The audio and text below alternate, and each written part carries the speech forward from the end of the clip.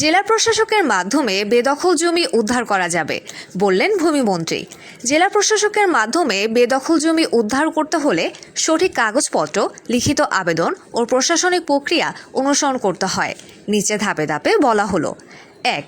আগে নিশ্চিত হন জমির মালিকানা আপনার কিনা। প্রথমে কাগজপত্র সংরক্ষণ করুন।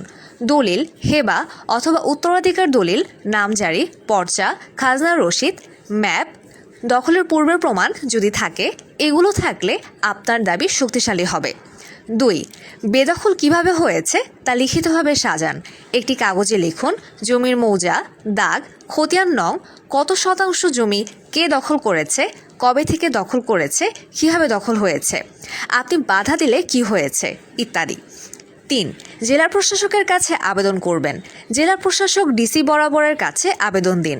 কার্যালয়ের ডাকযোগে সরাসরি অথবা আপনি অভিযোগ অনলাইনের মাধ্যমেও করতে পারবেন। সেক্ষেত্রে অনলাইন অভিযোগ পোর্টাল থাকলে সেখানে করতে পারবেন। 4.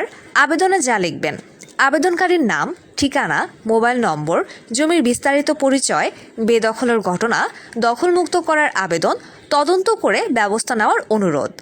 5.